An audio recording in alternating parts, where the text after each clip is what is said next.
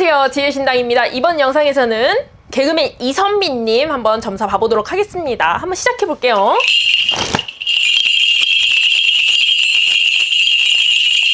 왜 이렇게 짜증이 나 있어?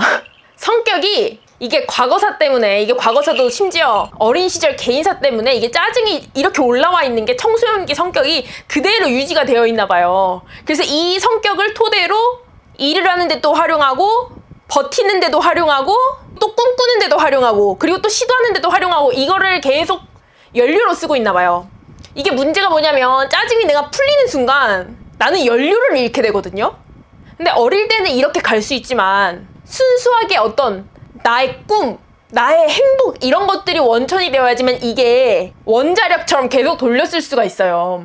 이런 나의 어떤 슬픔, 분노 이런 것들은 너무 저효율 에너지인 거지. 마치 석탄 에너지처럼 신재생 에너지로 가야 되는 거예요. 하여튼 뭐 그런 부분이 있고요. 이게 성격 때문에 연애운이 좀 기운이 없어요. 연애운이 비리비리해. 다른 사람들은 연애를 하면 박터지게 싸우고 막 어떻게 하고 난 너를 너무 좋아해, 난 너를 너무 싫어해 이렇게 하는데 그게 아니고 물미역처럼 있는 거야. 그래서 결혼운이 든지는 오래되는데 힘을 못 받고 있는 중이다. 이게 왜 그러냐면 너무 신중해서 그렇대요. 사람을 고르는데 너무 신중하고 생각하는데 너무 신중하고 인생에 있어서 약간 철학자 스타일인 거예요. 인생이란 뭘까? 결혼은 어떤 사람이랑 해야 될까? 인생을 그냥 살면 되지 않지 않을까? 근데 3일 전에 만난 사람이랑 결혼해도 돼요. 헤어지면 되죠. 그렇게 좀 쉽게 해야 되는데 좀 너무 진중하다. 진중한 것들이 본인의 어떤 즐거움을 앗아가는 면이 있는 거죠. 나 나름대로는 열심히 하는데 다른 사람들 보면 아, 저 새끼는 너무 생각 없는 것 같기도 하고, 근데 저기 똑똑한 것 같기도 하고, 내가 미련한 것 같기도 하고, 근데 저건 너무 들떨어지는데 이런 건 거죠. 근데 다른 사람들이 비 오는데 우산을 안 쓰고 가고 있잖아요? 그럼 나도 우산 버려도 되는 거예요. 비 안 맞아도 안 죽는 거야. 그냥 학습을 하는 거예요. 다른 사람들이 아직도 살아있어? 근데 멀쩡해? 그럼 나도 가는 거예요. 그렇게 또 용감하게 진행을 해보시길 바라면서. 근데 문제는 연애운으로 여자가 막 둘씩 들고 그래요. 막 여러 기저귀에서 인기가 많다 이런 게 아니고 본인 마음에 둘씩 들고 이러는 거거든요? 그럴 땐 어떻게 해야 돼요? 사람이 양다리만 하면 안 돼요? 걸리지 않으면 되죠. 걸리지 마세요. 걸리면 어떻게? 미안하다 하세요. 하여튼 그걸로 인해서 뭐 본인한테 타격이 가거나 그런 것들은 없으니까 본인의 어떤 신념이 너무 강한 거야. 그러면 안 돼, 저러면 안 돼. 내가 지금 이 순간에 지금 내가 여자 만날 때야 뭐 이런 느낌인 거예요. 근데 그럴 때 아닐 때가 어디 있습니까? 그죠? 하여튼 그런 거고 집에 계속 상문이 들어요. 그래서 아픈 사람들이 이게 아프다기보다도 혼란해. 계속 손이 가고 무슨 일이 있고 법원이든 병원이든 계속 왔다 갔다 하는 문제가 좀 있거든요. 이거를 계속 통제하려고 하지 말고 놔두셔야 되고요. 다른 집들도 이런 집들 많아요. 이 집안의 특수성인 거지. 이거는 좀 묘바람 들고 이래서 그런 부분이 있어가지고 그런 건 일단 놔두시고요. 지금 본인이 건드릴 수 있는 건 없다 그러니까. 이게 지금 본인이 집에서 약간 진두지휘할 수 없는 그런 약간 장악력이 없나 봐요. 그러니까 놔두시라는 거예요.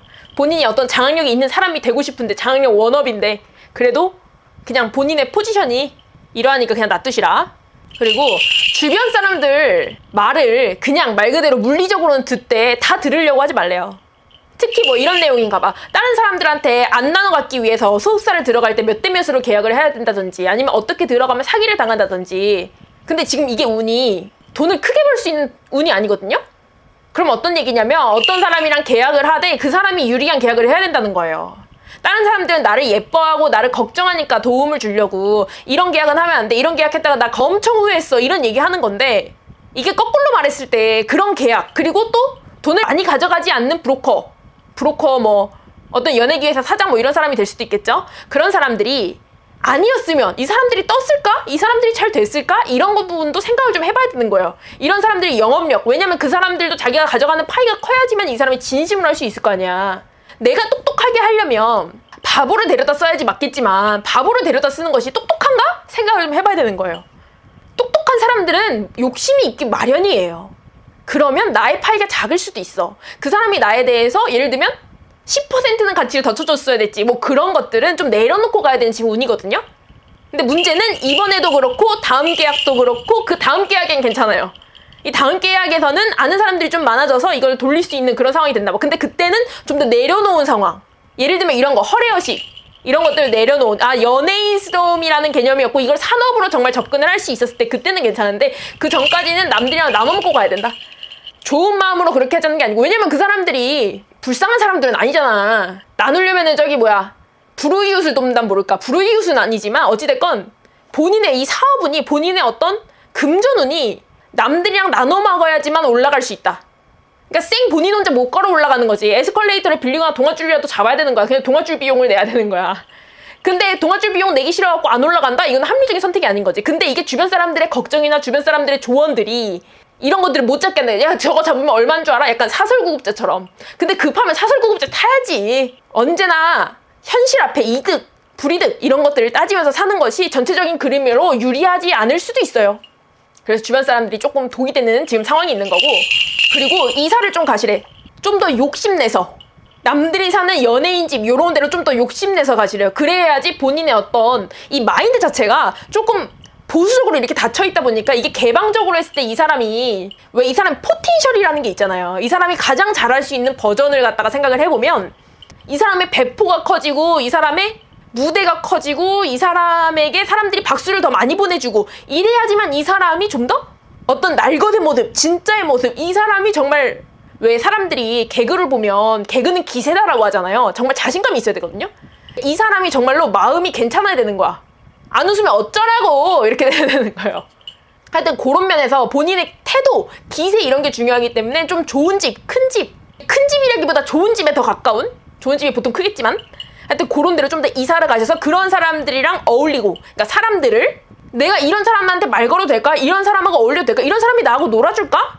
특히 연예인보다도 이 방송업 하는 사람들과 어울리다 보면 이게 본인의 두려움이나 어떤 걱정들, 이 업계에 대한 어떻게 보면 좋게 말하면 우러러보는 마음, 나쁘게 말하면 무서워하는 마음 이런 것들이 조금 높고 나도 할 수 있겠다는 자신감이 들면서 거기서는 조금 퍼포먼스를 보여줄 수가 있다. 그리고 이게 사람들과의 약간 의리를 지키려고 하는 마음이 본인의 발목을 잡는데요.